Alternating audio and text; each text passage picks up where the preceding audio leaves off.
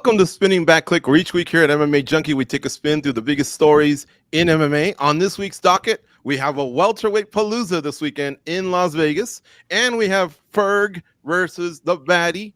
And since this won't be the last time I utter this word in the next 60 seconds, welterweights, welterweights, welterweights. Holy cow, what a weekend. Gorgeous George here on the con, and look at the distinguished panel we have for you today. Sin City and Cairo representing. We got Goes from MMA Junkie Radio. He's here in Las Vegas. He's the creator of SBC. It's his fault we tie up your Mondays at noon Eastern, 9 a.m. Pacific. On my personal Mount Rushmore of guys who can break down fights, it's the fight analyst, Dan Tom. Check out his Protect Your Neck podcast. It is excellent. And rounding out the cast, it's Farah Hanoun, our overseas standout reporter, one of the best in the business. Cold coffee's on the ones and twos. We got 5 great topics. Let's dig in. All right, so this weekend at UFC 296, we have a stellar main event lined up. Leon Edwards defends his welterweight title versus Colby Covington. The champ has said in pre-fight interviews that he's interested in moving up to middleweight to fight for a second title. And in addition, he's also mentioned wanting to break GSP's welterweight record of 9 straight title defenses. Which scenario is more likely for him? I don't think I have to fill in the blank. I mean here, him winning, not just moving up, but winning the title, or these 9 straight title defenses. Fada, you're going to lead things off. Which is more likely? I would probably say winning the middleweight title, just because it's so hard. We've seen it over past years how difficult it is to notch so many title defenses. But I'd prefer it if he just stuck to welterweight. I think there are too many exciting challenges out there for him, and I think Saturday proves that. UFC 296, like you said, is a welterweight palooza. So we've got so many guys chomping at the bit, from Belal Muhammad, who's been the #1 contender for a while. We've got undefeated Shavkat Rakhmonov taking on Wonder Boy. We've got Ian Gary rising up the ranks. He's also undefeated. There's just too much going on at welterweight for me to be interested in Leon. And plus, when you look at the middleweight title fight between Strickland and Duplessis, there's no backstory there. There's nothing really. And Leon isn't exactly somebody who's going to try and sell a fight like crazy. So considering that he's got a bit of a backstory with the Ian Gary right now, the whole Team Renegade thing. You've got Belal, who he's already fought. That's the only kind of blemish, or let's say asterisk, on Belal's resume, that no contest inadvertent eye poke. There's just so much going on in the division for Leon to go up to middleweight. So which one's more realistic? I would say probably winning the middleweight title, just because notching that many title defenses is no easy thing. But I would much rather him stick to 170 pounds. I like it. Fada actually says, "Nah, I'm not even interested in that. That A side of choices here." I'm with you, Fada. It's getting a little old hearing every champ talk about that angle. All right, next up is Goes. How about you? Which is the most likely scenario there? Him moving up to middleweight at this point in time? It is Sean Strickland. 3 months ago, it would have been Israel Adesanya. 8 months ago, it would have been Alex Fajeda. It's been a revolving door over there at 185 pounds, or another 8 title defenses. He's got 1 already against Kamaru Usman. That might even be the toughest one. It's already out of the way. What do you think?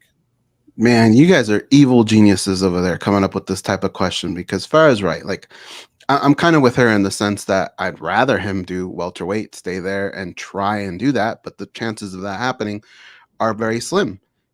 So I have to go with moving up to middleweight and winning a title, although even that is just so hard to envision something like that happening, right? Like, I don't know about you guys, but I have a lot of questions still about Leon Edwards, and none of them are about whether or not he's a good fighter. We know that he's a good fighter. It's whether he is great.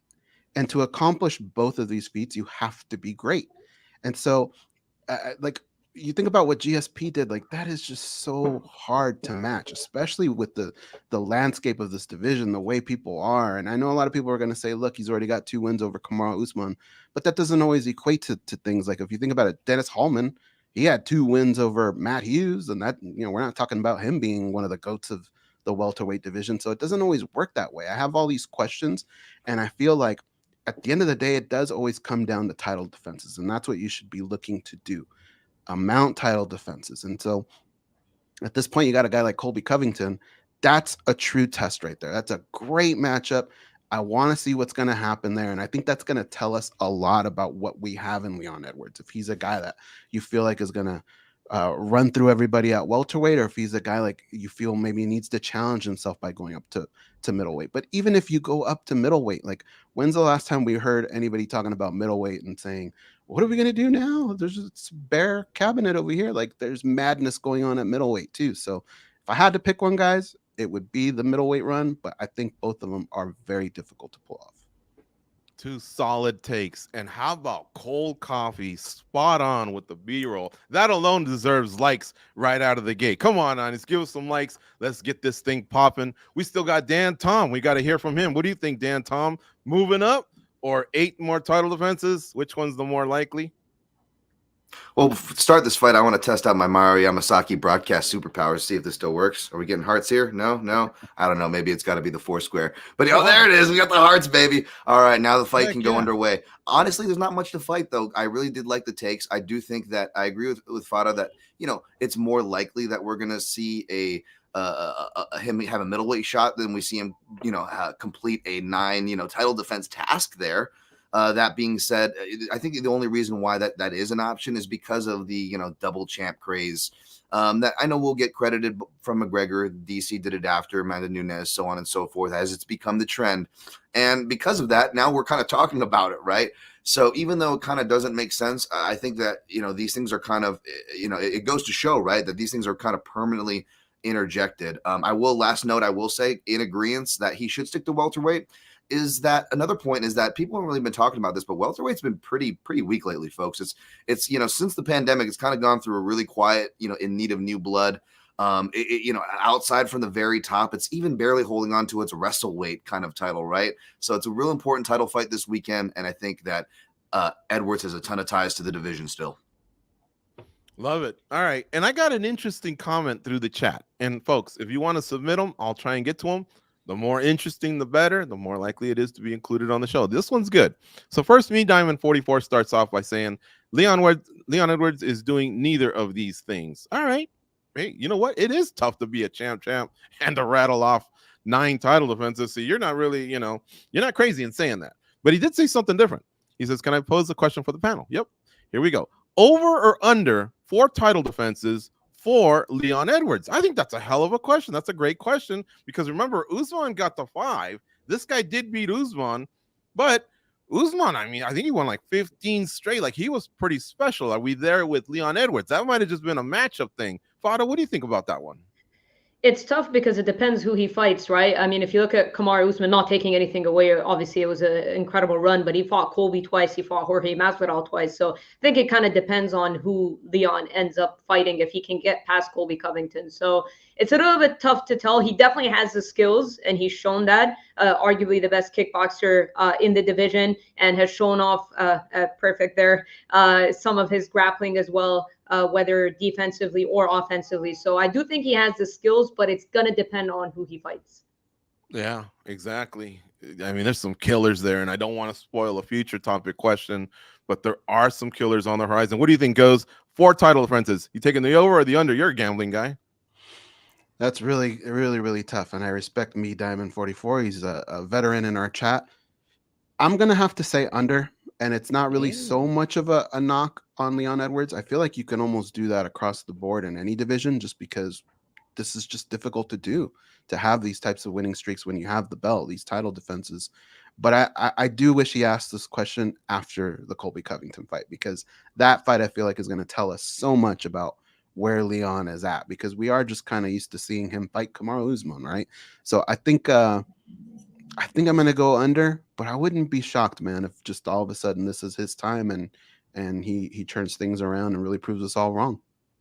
Can I jump in? Sorry, because I want to take something back. I called him the best kickboxer. Sorry, Wonderboy Thompson is the best kickboxer. I should say one of the more well-rounded, probably, fighters is probably what I should have said better. I still think Wonderboy's #1 in terms of. I got a text from Simpsonville, South Carolina. What you talking about, girl? All right, Dan, what do you think? I think that Vegas would line the under as chalk as your favorite, and that's where I would be. I'd be with Goes there. As far as that goes, it really just depends on when Shavkat Rakhmonov gets plugged in. I think Bilal's undeniable, to be number one. You know, we've kind of seen parts of that matchup. I know it ended with some controversy. You know, there's Stephen Thompson. Definitely respect to these guys, but I feel like Shavkat is the one to spoil the party in that scenario for me. Mm-hmm. All right, good stuff, guys. Will in the chat room, he's taking the under. And Robot in the chat room says Colby will beat Leon like Marab did to Peter Yan. What are the odds? All right, Robot, I got them for you. The odds on this fight, they're spread around or whatever. But according to BetMGM, Leon Edwards is minus 150 and Colby Covington is plus 125. So if you're an underdog player, this one might be right up your alley. But yeah, it's, in MMA, I think we call this pretty close to a pick 'em. So enjoy the fights is all I can say. And we're going to move on to another topic. No, you know what? I did want to ask you guys something. Would Leon be this interested, guys, if Poatan was still champ? I don't want to say Izzy because Strickland just pounded Izzy, right? And of course, I don't know if Leon thinks, Strickland's not the biggest middleweight in the world, but we got to give Strickland his respect because he just did a number on Izzy. So I'm just going to go to Poatan, who everyone says 6'6", so imposing. Would Leon be as interested in these pre-fight interviews if Poatan was still the middleweight champ? What do you think, Fada? He's so massive, but I think everyone's eyes light up when it comes to Pereira because of the kind of the gaping hole in his grappling, but it's really not that easy to fight him. I think a lot of people look at him stylistically on paper and think that they're going to easily beat him or have an easy path to victory against him, but it's really not that easy to fight him. And I know the grappling needs some work, but he's still like so dangerous. So I don't know. But again, it just goes back to the whole backstory thing I was saying. Like, it's such a random fight that I wouldn't have even thought about. You know what I mean? So it's one of those things. That's the issue I have right now with the whole middleweight thing, is just I'm not seeing any real connection. Now, if Khamzat Chimaev became champion, then we can talk about their previously canceled bout because they were both at welterweight. But outside of that, I don't know. It's just it all seems so random for me. Goes, what do you think, man? Would he be calling out Poatan if he was still middleweight champ? No way. I don't think so. It's no disrespect to Leon Edwards, but just if you look at them standing in front of each other, I don't think it'd be a good idea. What do you think, Dan? You break down fights, these conflicts. A lot of them just have to do with a style matchup. Is there even like an entertaining take to Leon Edwards having a path to victory against a big guy like that? Listen, I'm a Leon Edwards fan, but it's no secret that, by the way, silver linings, I got to stop and smell the roses, right? Two of my favorite fighters personally are champions right now, which is awesome. Pantoja and Poatan. So that's awesome. But yeah, if Poatan was still the champ at 185, I don't think that would be happening. And just to kind of hammer Farah's point home and hammer the point home as far as Leon going up to 185, to quote the Big Lebowski, Walter, face it, there is no connection to Vietnam here. All right. Will says he's putting 2K on Colby money line. All right. Show us the ticket, no disrespect or whatever, but anyone can just say that.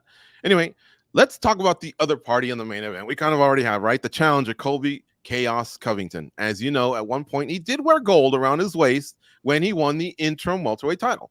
But this will be his third crack at the undisputed title. Is this do or die for Covington in terms of becoming an undisputed champion? Goes, what do you think? I think we could be close, but I don't think we're all the way there. Colby's a controversial guy. He knows how to build the fight. So I don't think he's ever completely out of the picture. And it seems like I just feel like, if you look at his career, he seems pretty down to fight. I mean, I know that it's been a minute now, but mostly you can't really say there's like people that he's ran away from or anything like that. I think if he loses the fight, he's just got a couple lives that he can kind of stand back and say, hey, look, it was the layoff, guys. I had a little bit of rust or whatever. And like I said, like, it's easy to promote Colby Covington. Whoever you put in front of him next, he's gonna have a problem with. They're gonna go at it back and forth at a press conference, and we're gonna be interested in watching him. And I think that's the thing that the UFC is always interested in, is they want people to be excited for these matchups. And Colby Covington makes you that way. Now, it's not always for the right reasons, right? But we don't care. Half of the people want to see him get smashed. Other people like him.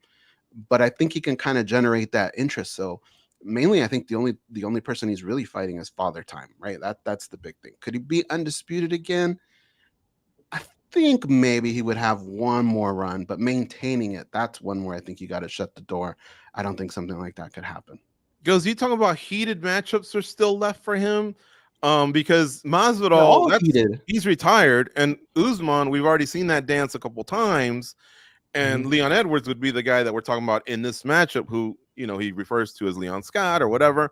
So are there still heated matchups He left for creates him? them, George. He creates them. They're never really heated. Like, I mean, aside from Masvidal, he just creates them. That's the brilliance of Colby Okay. Covington, and I think that's what a promoter wants, right?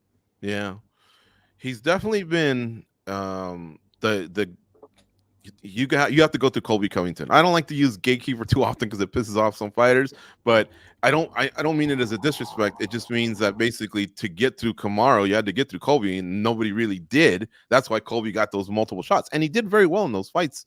By the way, I think he's a live dog. Although Bonehard in the chat room is telling Will goodbye to your 2K.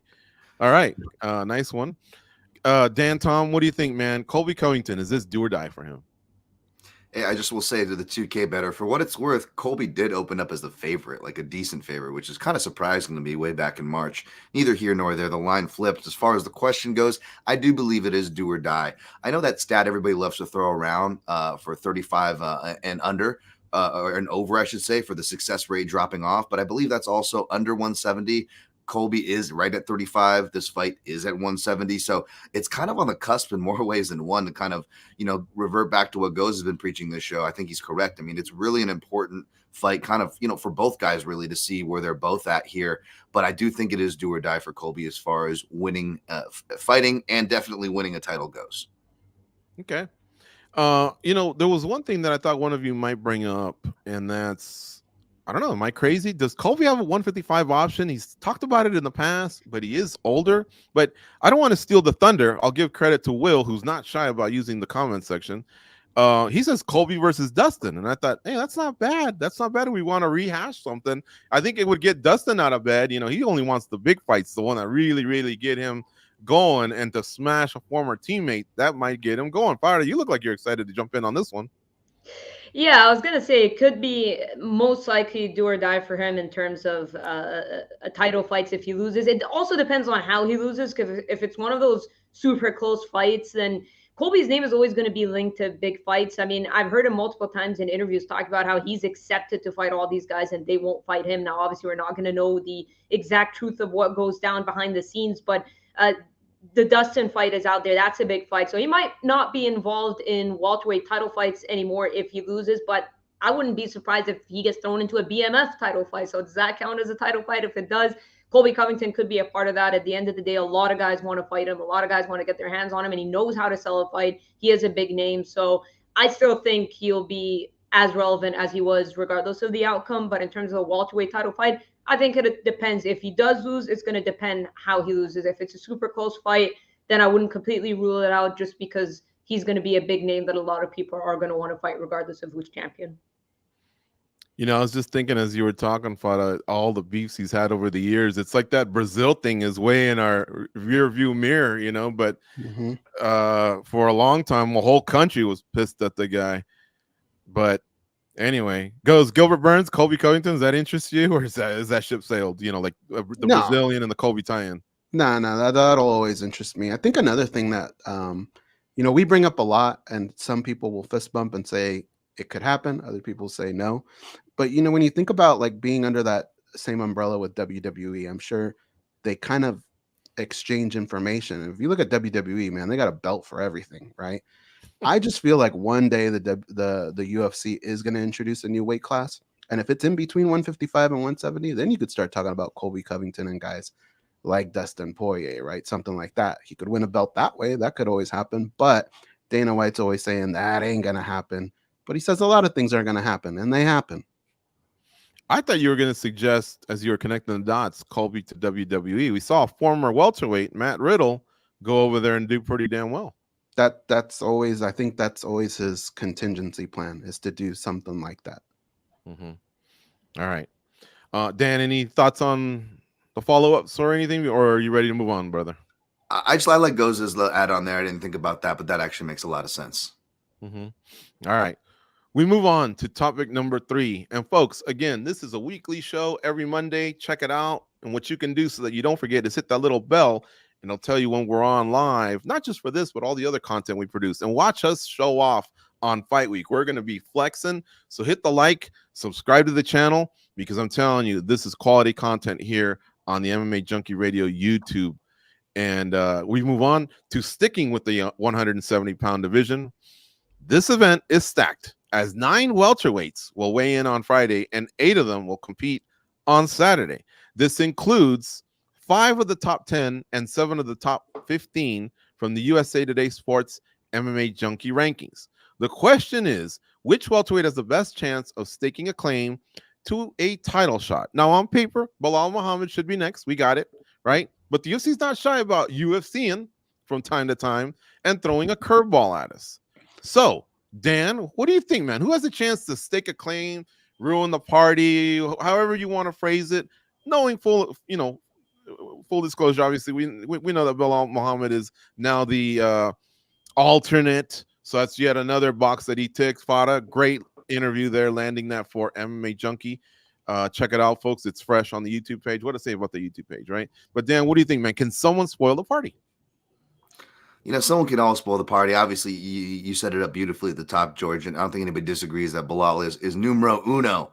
Definitely by my standings that are unofficial and don't count. But if you're asking me who could steal it, because we know how this game works, it's really volatile. You know, the bosses can make whatever decisions they can make. Injuries can happen. The schedule is king. And I think a guy who doesn't complain, kind of shows up, keeps quiet, seems like a workhorse, which, I'm not saying is the right way to go about it. I'm not saying that is who he is, but from an outsider's perspective, I think the UFC likes somebody that, that they can, maybe, put in places and not have to kind of set it and forget it. And I think Shavkat Rakhmonov is that guy. He doesn't speak much as far as the marketability goes, but thanks to the Khabib craze, anybody with any kind of like animal skin or something looking on their head, the North American fans go crazy for. So, that language barrier is broken. And then technical nerds like myself know that Shavkat Rakhmonov is the real deal. So it's not a hard sell there if someone had to swoop in and steal. Got it. All right, man. It is 16-0 with 16 finishes. And I think it goes 8-8 too, man. This guy knows how to spread the love when he whoops your ass. Fada, what do you think? Who can stake claim here aside from Belal Muhammad, who's in that pole position? Yeah, Belal is the rightful number 1 contender in my opinion, but I'm going to give an unpopular opinion as to who could potentially steal it. And I think that's Stephen Wonderboy Thompson. Why? I do think if Leon Edwards retains, especially because Stephen Thompson has the name, is a former title challenger, and Leon was talking about in a recent interview that he doesn't feel like anybody stands out or excites him. Wonderboy is always going to give you an entertaining fight, and he's going to stand and trade with Leon Edwards. He's not going to try to take him down and grapple him. It could actually be the opposite, but Stephen Thompson is going to stand toe-to-toe with him. It's an exciting stylistic matchup, and he's got the name, like I said, former title challenger. I don't know how many people are going to be chomping at the bit to fight Shavkat. He doesn't seem like the type of person that everyone's going to put up their hand and be like, yeah, I want my first title defense against him if he does get past Wonderboy. But Wonderboy, there are the perks of him having the name former title challenger, and I wouldn't be surprised. Yes, I know the argument's going to come in and he's going to be 2 of 2 if he does get past Shavkat, because he's lost to Gilbert Burns and Belal Muhammad. I'm just saying, curveball wise, it wouldn't be totally crazy for me just because of who Stephen Thompson is and how he's been a perennial contender for such a long time. Yeah, he's a big name for sure. And that Kevin Holland fight, man, that was a great fight. I know Thompson gets a lot of criticism that sometimes his fights are strategic or there's a little bit less engagement or whatever, but he's also had some barn burners. Well, what do you think, Goes? You get the final say here. Well, I mean, I agree with my colleagues in the sense that if Belal doesn't get it, it's borderline criminal, right? Red card all the way. The guys are in the spot. But if you're going to do some of this madness, I think the UFC, when they do these types of things, I like Shavkat. I think that's good too. Stephen Thompson as well. I don't know if he's still officially out of the doghouse. So I don't know about him. But I think if you're going to do something like this that doesn't make sense, then you have to go all in on something crazy. And to me, all in on something crazy in the UFC world would be a guy like Ian Gary. I think somebody like that just probably, if he were to get a first round finish here, knock out his opponent, pick up the mic and say crazy things, I could see the UFC kind of jumping on that train and doing something crazy, because that's where we would be at, guys, if Belal Muhammad doesn't get the shot at this point. Those are the types of things that the UFC does. So if I had to get behind someone, I think they would probably try and do something like that. Sell us on that. Yeah, I could see it. Undefeated, good-looking guy, mired in controversy. Wait till the press conference this week. I mean, it's all over the place, but he does go out there and he has been finishing.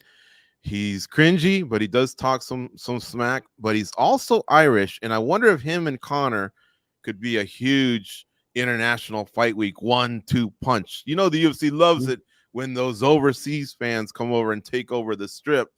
And I don't think Ian Gary has one problem, even though he's undefeated and all that, playing second fiddle. That's his hero, man, like Conor McGregor. So I'm thinking outside the box, things like that. But I agree with all of you guys. It has to be stated.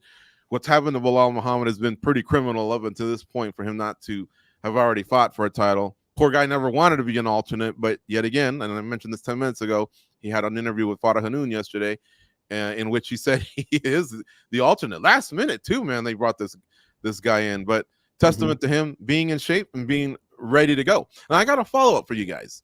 So remember, I said 9 are going to weigh in, and so that's what I meant was Belal will weigh in. 8 of them are going to fight. And this is a really, really heavy on welterweight type of fight card, right? If you're wondering who the other ones are, Randy Brown and Muslim Salikov are also on the card. So does doing this carry more cons than pros? Because it's obvious you're on the same timeline as the champ. The spotlight is on 170. The dais is flipping out because of all the possible matchups. But am I missing something? Would you guys like to see more of that? Goes, let's go to you first on this one. Yeah, I kind of like it. Pretty much for those same reasons. I think business-wise, it's probably good, right? Because if somebody gets hurt or whatever, you can kind of pair things up a little bit. So overall, I think it might have more pros than cons. I'm still kind of tripping out at what you said about Gary and McGregor, because I thought a Meatball and Pimblett, you know, like that does make places go loud. But yeah, back to this.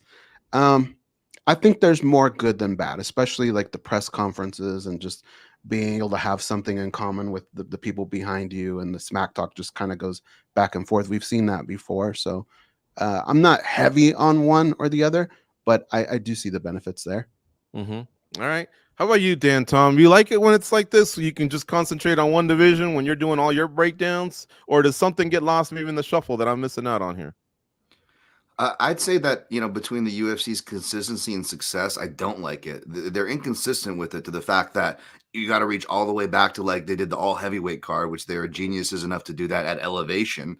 And then they went to that phase where, like, it was, I don't know if it was middleweight or light heavyweight, because these guys go back and forth, but like that UFC on Fox 2 or Fox 3 card, that was a bust, and that was supposed to be, and really was, the Fox era was amazing. But you look at their one dud card, which was their follow-up, right? And what did they have, like Sonnen and Phil Davis, or Evans and Phil Davis? It was like, you know, Machida, Dan Henderson. It was like the most terrible matchmaking for a period there. And it felt like, to this question's point, they were almost trying to do these unofficial tournaments, you know, and those cards often ended up the worst, or the very few times where it did end up good, where they had, what was it? The underrated fight that Shogun has with Brandon Vera on the Fox card the same night that Machida knocks out Ryan Bader. Remember, that was a tournament for who's next. Good and point. that all went to the wayside. It was all for nothing. So the UFC doesn't do it consistently enough. They don't want to be a part of tournaments. They've made that clear. So if they're not going to go part of their tournaments, well, we've got these beautiful rankings, but they don't go by those either. What are we even doing here? I'll just be happy to get a good matchup, you know, in this, you know, a post-pandemic slave to the ESPN schedule era. I'll just be happy with one good matchup. All right, Fada, what do you think? You like it when it's like this? I mean, I'm sure when you do your interviews, it's kind of easy to pivot, you know, and have them chime in on other matchups on the same card. I think there's more pros, right, than cons?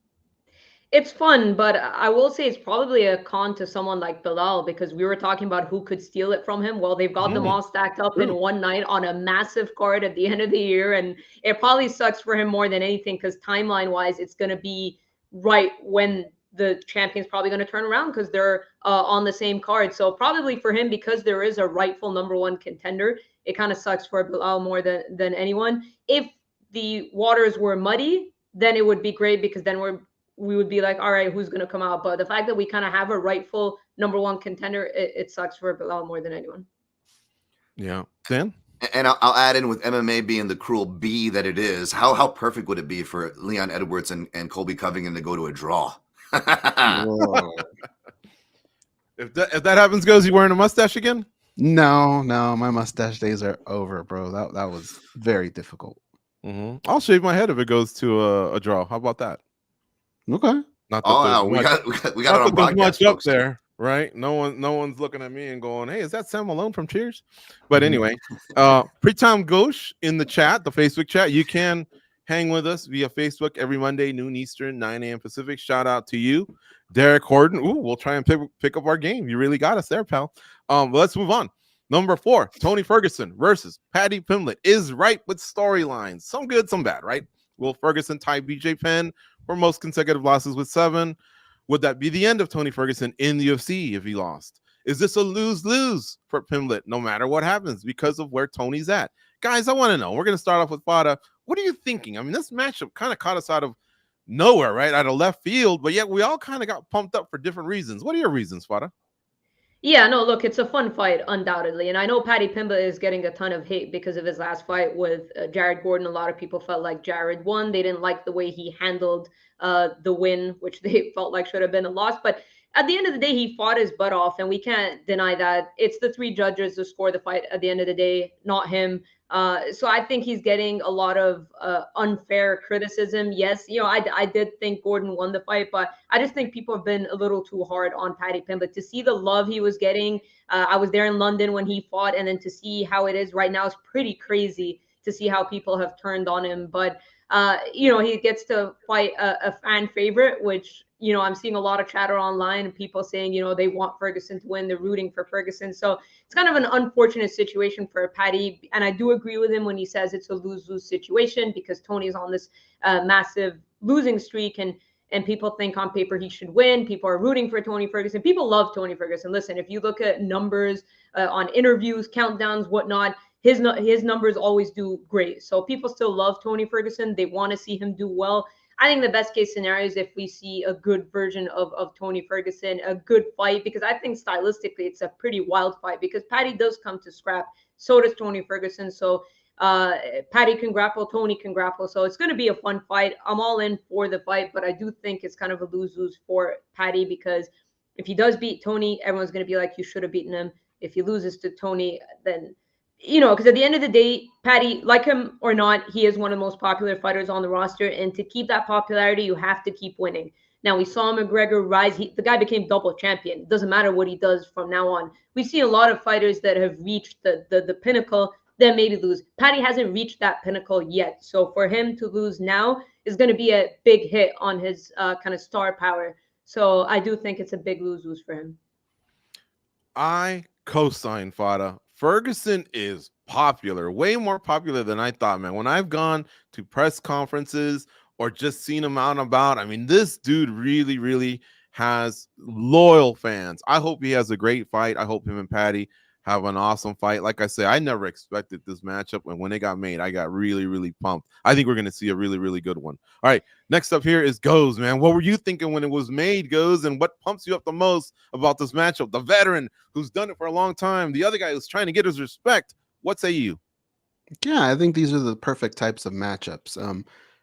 It's hard for me to say lose-lose because I do feel like there are maybe 1 or 2 scenarios that can benefit Paddy. But if we run through them, I mean, let's say Paddy KOs him, right? And he does it early. Then people are going to say, hey, Tony's just way past his prime. He needed to go. This isn't a credible win. If Paddy wins a dominant fight, I think people will be saying kind of the same thing. He shouldn't have been in there in the first place. But if the Tony Ferguson that fought Bobby Green shows up and they have a pretty decent fight, then I think that might help Paddy a little bit. But you need to, if you're Paddy Pimblett, see the problem, I think, why people get upset with him is I don't think that he's trying to convince you that he's a good fighter. He's trying to convince you that he's a great fighter, that he's the future. And so in order to do that, you have to face very high level talent and you have to mop the floor with him, right? That's the part where I think it's lose-lose. He kind of puts himself in that same in that scenario himself. So I think what he needs to do is just get this victory, stay active, have that next name ready and call that name out. And that next name better be better than Tony Ferguson. It's got to be, right? You at this point, when you have this type of matchup, you can't go backwards. You have to go forward. It's got to be a guy even better than him. And I think that's when we can start taking Paddy Pimblett a little bit more serious going forward. If he can do all those things, but I think overall the fight will be fun for however long it lasts. But I think what will be more fun is if Paddy joins the bet with George and he shaves his head. Then I think we will root for a draw all day. All right, Dan, Tom, what do you think, man? This matchup, were you expecting it when you heard it? And have you had fun digging in? I know a lot of the hard work is this week, but you've probably been looking at, some of your stats and data. What do you think, man? I still haven't gotten to this matchup yet. I'm still I'm working on an evergreen list. I got the main event and co-main event videos. I usually don't get to the rest of the card till maybe Tuesday or Wednesday. Wednesday usually at the earliest. I was surprised at this matchup. I think it's a lose-lose. Or I think it's a win-win, actually. I wouldn't say it's a lose-lose. I think it's a win-win. I don't think Paddy takes any marks off for a loss. He already is getting his biggest fight in his career right now off of a loss. He already lost to Jared Gordon. Anybody with two eyes and understands striking and understands the game goes. But yes, that was a terrible, terrible scorecard. Of course, I was on the opposite side of that one too. But that aside, I do think that, I don't know, man. I don't see the hate for Paddy Pimblett, and I do see the love for Tony. But it almost upsets me because, again, just to finish my win-win point, that if he does win, again, it's a setup for it. It's more the popularity. It's more Paddy is marketable. Us fans or pundits can have our opinions on him or whatever. That doesn't change the fact that the guy, it has the UFC machine behind him. And, we've seen this tested, speaking of McGregor, he gets compared to McGregor, they're both marketable. They both make anti-immigrant statements. It's great, I guess, apparently. I don't know. Obviously, that's not great, but it proves my point that it almost doesn't matter what these people do, right? They could do things in the negative column and still get promoted. It's kind of just how this game works, sadly. And it's also sad that, BJ Penn is mentioned in this conversation because, speaking to Tony Ferguson fans, it's great to see. Yeah, I get reminded of that. But I'm also upset as a Tony Ferguson fan because where the F were you people? Where were you people, huh? When I was taking shells for even dare mentioning to compare him with Khabib, when Tony was, in fact, if we rewind back to 2016, 2017, the uncrowned champion of the division. I know Khabib obviously surpassed him with Tony taking losses and Khabib obviously coming back to take the title. But if you go to that 2017 or 2016-ish area, when he beats Kevin Lee at UFC 216, one of the most impressive lightweight winning streaks ever. Tony Ferguson, he was my number one, just edging out Khabib. And people are, how could he do that? If you compare that stretch, he did. For one, his fights were actually at lightweight because he and BJ Penn never missed weight, whereas Khabib missed weight, fought catch weights, and arguably lost to guys like Gleason Tebow, who, in the comparative streak that I'm talking about, Tony finished, as well as guys like Abel Trujillo, finished him much more convincingly than Khabib did. But people forget about that. And even the Tony fans that are here now, where the F were you people, huh? Where were you when he needed you? Where were you where were you tweeting at Dana White when he needed the popularity push? But nope, he gets thrown to the wayside like some of many favorite fighters like BJ Penn did. So now you just see the down end of his career, and you really don't see how great he was. It really pisses me off. I see and hear the passion, Dan, and yeah, man, that 12-fight win streak was something else. Those are tough to come by. Those are legendary runs, man.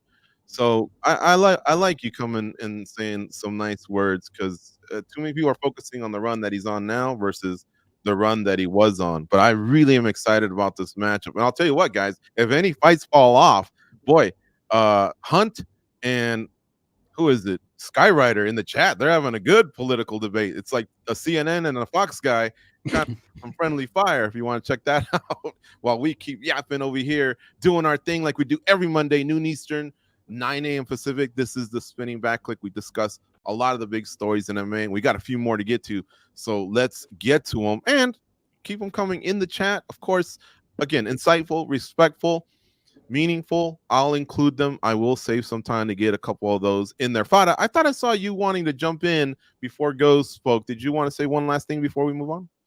Yeah, well, I'm going to change it a bit because I'm just going to read one of the comments here from Brian Sure. John saying, anyone saying that this is a lose-lose situation doesn't understand the business of fighting. No, I understand the matchup, and that's why it's on a pay-per-view card like that. But I'm just saying it's not necessarily my opinion. It's more like the fans' opinion, because it goes to what Dan Thomas is saying about the kind of the disrespect that Tony Ferguson is getting. So if Paddy does beat him and does finish him, or is he going to get that respect? I don't think so, because people are just going to point to Tony Ferguson's losing streak and be like, Tony's done, Tony should retire, and not give Paddy that respect. So that's what I'm getting at with that point, saying that it's a lose-lose for Paddy Pimblett, because I don't see it. I could be wrong. The reaction could be different if Paddy gets his hand raised, but let's see, basically. Right on. All right. Shout out to Mathieu Natel in the chat. Likes the work that we do every week. And Sky Wiesen co-signs with him. So thank you both for the friendly comments there. I did want to ask you guys a quick one here. And it's not to ruffle feathers or anything, but, we got pretty excited here about Ferguson and Paddy. Both very popular fighters, different reasons or whatever. But who's the A side? Who wants this one? Ooh. The A side in this fight. I think a lot of people going into it probably would have said Paddy, but I can't remember who said it, if it was Dan or Farah or maybe George.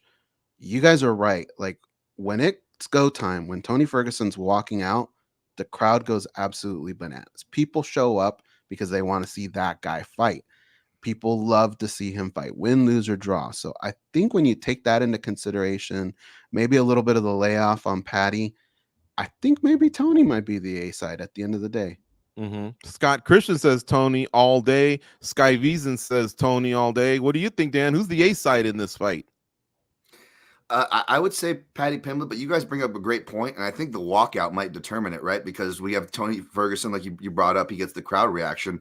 But what about Paddy Pimblett? Even when he's not walking out in the UK, it just feels like he is like the head queen coming out for the dance show. At the end of at a certain type of club, he's just coming out. People have their hands on him, like it is, and I mean in the most positive way. It's one of the most flamboyantly fan-friendly walkouts that we have. So it'll be real interesting to see who gets the warmer welcome.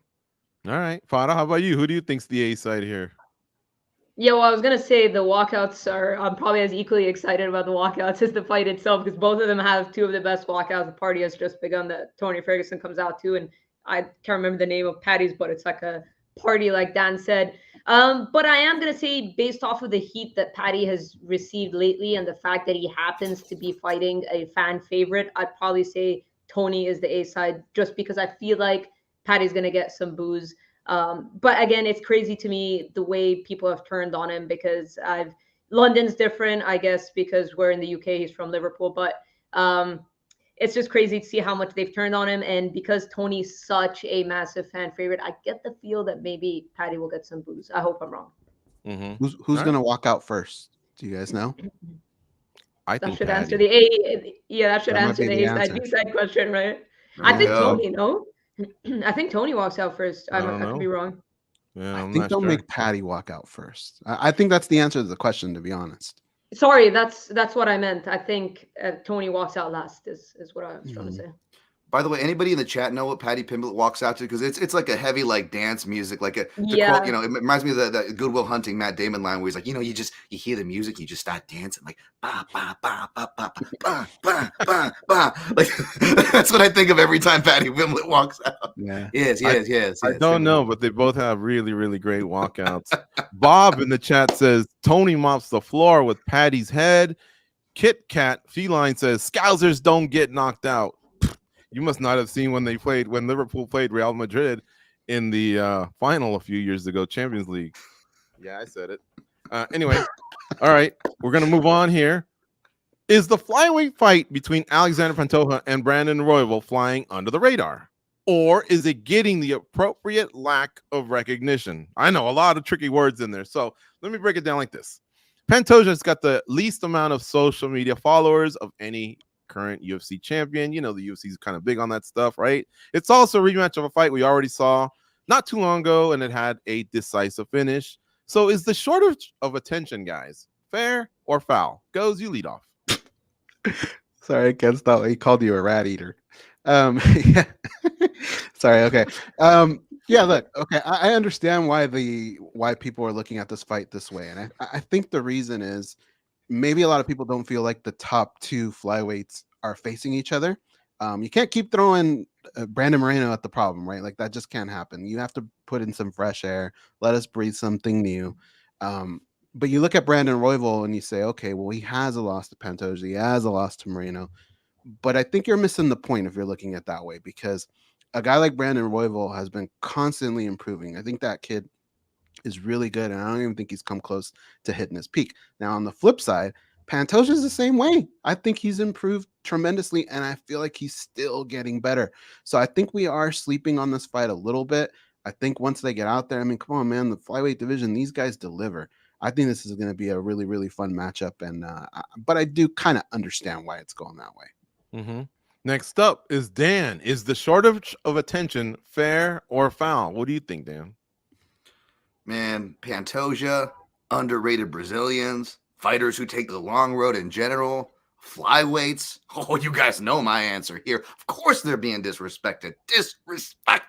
I mean, craziness. Pantoja, most of all, the guy having to do Uber Eats to feed his family while getting a title shot. One of the most experienced OGs who took the long road there and gave us entertaining fights, win or lose, every step of the way, gives us yet another one that people were counting him out on, despite him beating the person twice. They're doing it again with someone else he already beat, although that fight Royval was doing really well in. Great point. Royval can make improvements, but what is actually proven is that Pantoja is a proven amazing fighter. He's given us a fight of the year already, my fight of the year easily, top 5 flyweight fights of all time, then gives us an emotional, all the vulnerability, all the emotion, all the sadness and feel good in that post fight. I mean, Pantoja, moment fighter, person of the year, flyweights getting no respect. And even the Royval side, I'm like, oh, I got to turn down dinner plans tonight because I realized that I don't have a Brandon Royval profile. How do I not have a Brandon Royval profile? He's amazing.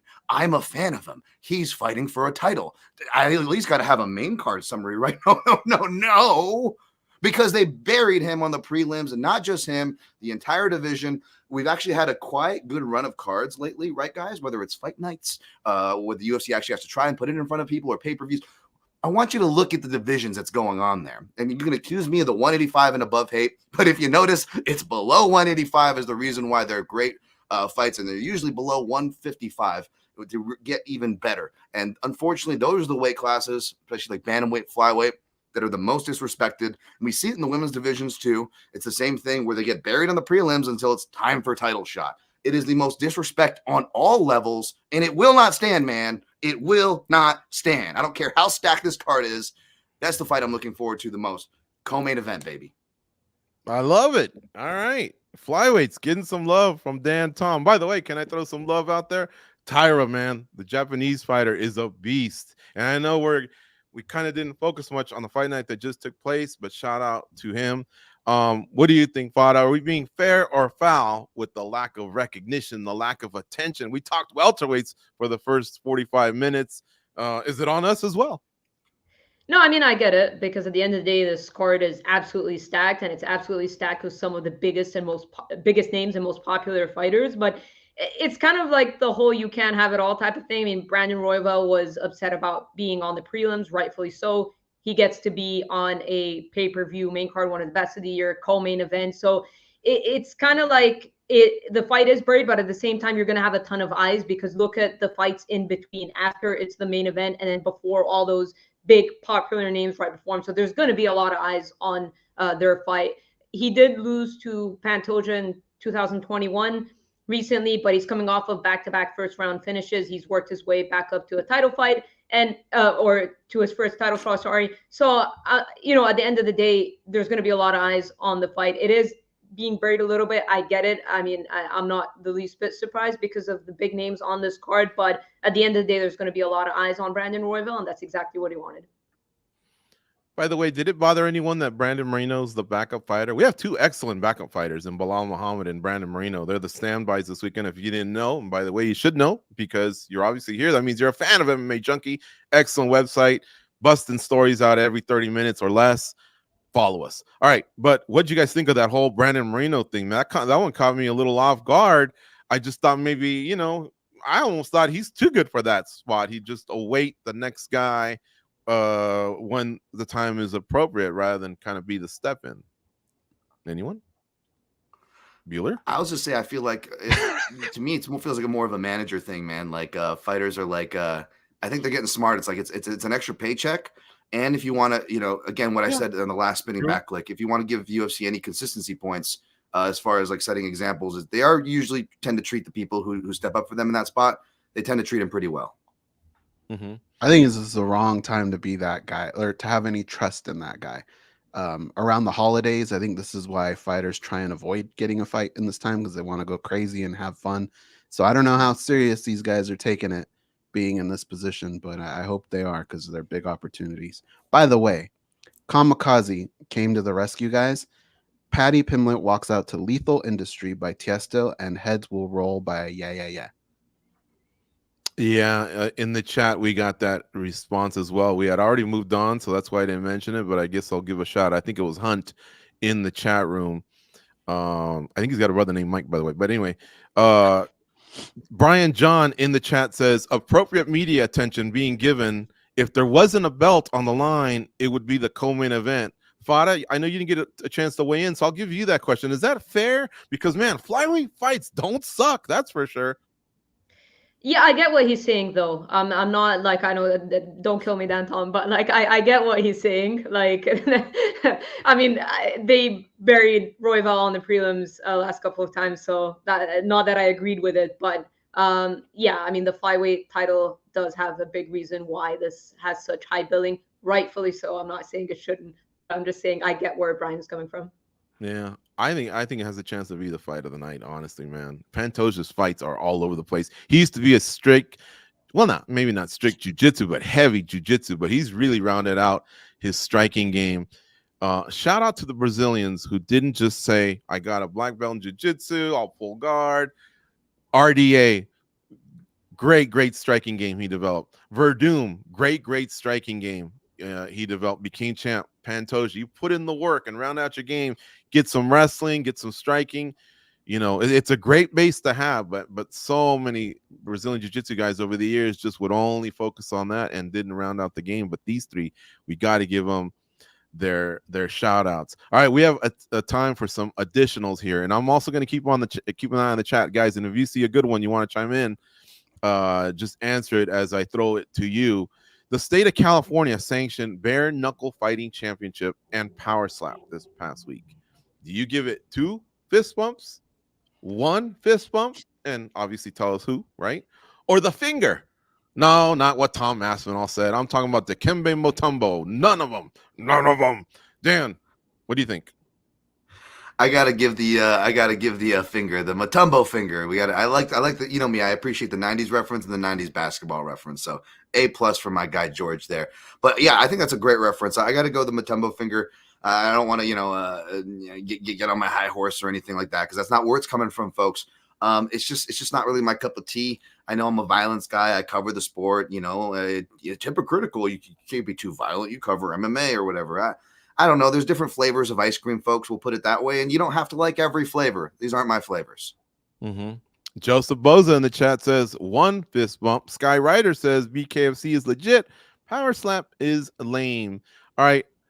Fada, 2 fist bumps, 1 or Mutombo?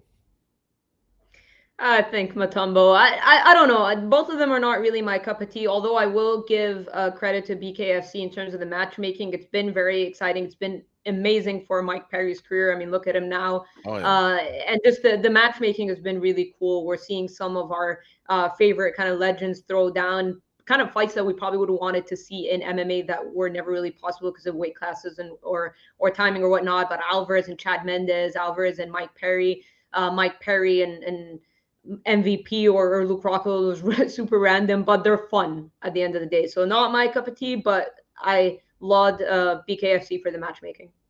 Mm-hmm. All right. How about you guys? 2, 1, 0. BKFC, uno. Power slap, not in my house. Isn't that what he said in the commercial? No, Something dude. like that. Yeah. Look, guys, Dan, George, we were at the commission meetings, right? Dan, I think, lived there. He was there for like 10 days straight. All they talked about, there was just constant things about brain trauma, what's healthy in a fight, what should be happening, what should be not. I felt like everybody was soaking that in. So then to hear that they go back and they say, hey, this sounds pretty good. Guys just slapping each other, it's all basically determined on a coin flip. It's like it just went in one ear and out the other. I'm not saying that BKFC isn't violent. It can be violent, but at least you have a shot there. None of that move kind of didn't make sense to me. So yeah, it caught me off guard a little bit. Mm-hmm. Okay, Dan? I will. I'll definitely add on that. I mean, it is kind of disturbing that, especially like one of the leader commissions, California, with Andy Foster, who garners a lot of respect, to see them kind of, go on their words on this. And, Goes was there the day I was where they were talking about this. And it just felt very hypocritical that nobody wanted to state the elephant in the room as, we're governing sport. Is this even a sport in the first place? Let's even hold our opinions. Is this even a sport? George used Mutombo. And why is Mutombo great? He played a sport. Well, what was he great at? He was great at defense. That doesn't even exist in slap fighting. You don't even get defense, right? And I'm not going to go on a negative slap thing. So I'll end on a positive. And I will say, I'll give a fist bump to an option that's not on there, is karate combat, baby. They've been trying to do some fun matchups. Maybe because I come from a traditional martial arts background, karate combat. If you're listening, first degree Kempo karate black belt, trained over in China as well. Got a first degree Taekwondo black belt, competed on nationals. I know I don't have a crazy social following, or I'm not a former fighter, but if you're listening, you need somebody. I love what karate combat's doing. I want to give them a fist bump. You should go to Any the other show, promotions Dan. out there, by the way. Analysts Dan, right here. they're in Vegas, obviously on We'll Friday. call it. Are you going to go to the show? You should try and go. I think I can get you in if you want to go, man. Yeah, let me know. I don't even know if I have things to wear right now. Things are kind of crazy here, but yeah, I would love to. That'd be awesome. Okay. All right. All right. We got time for that second additional. So this one's kind of coming out of nowhere here, but we got time. Unless you come in with a crazy comment or question, I'll squeeze that in too. Joseph Baza says, I would watch karate combat more than power slap. So he's chiming in. I like it. Sky V's and El Daddy says, yep, he's checking it out on Friday. Michael Salazar says, I think Shavkat will get a monster fight if he beats Wonder Boy, and it might be at UFC 300. Any thoughts from the group? Just give me a head nod. Yeah, guys? No? Shavkat at 300? What do you think? Maybe. Yeah. Maybe. Yeah, we'll see. He's got his hands full still, but we shall see. Thank you, Michael Salazar, for chiming in. And yes, it's Anthony Pettis versus Benson Henderson Friday here in Las Vegas. Joseph Boza chiming in. All right, so the last additional, real quick. Is there a fight you are looking forward to this weekend that'll probably get lost in the welterweight tsunami that is UFC 296? Fada? It's a deep roster of fighters and fights that they put together. We got to tip our hats to the UFC. What do you think? What do you think? Is there one that's going to get lost in the shuffle that you are looking forward to? Probably Cody Garbrandt and Brian Kelleher, just because I feel like there's always a lot at stake for Cody Garbrandt, and he could always bring himself back into relevancy when it comes to top contention or whatnot, just because when he wins, he usually does in spectacular fashion. And if Kelleher wins, it's probably going to be in the same way. So probably be fun while it lasts. Mm-hmm. All right. How about Goes, a fight that you're looking forward to this weekend that might have got lost in the shuffle? Dustin Jacoby and Alonzo Menifield. I feel like technique and power, one of them's got to give, and I think they both actually hit pretty damn hard. So I think that'd be a good one. They are gonna throw down for sure. Dan Tom? I'm going to speed you three. The fight of the night obviously could be Pantoja and stuff in the co-main, but as far as the prelim goes, Andre Fili and Lucas Almeida are the front runners for that. Ooh. But also on the prelims, 225-pound bouts, flyweights, both men and women's getting disrespected here. Not really because it's a stacked main card, but you know what I mean. Quietly important card for Casey O'Neill, matchup for Casey O'Neill and Lipsky for both their trajectories, as well as Tajir Ulanbekov versus Cody Durden, both on the prelims.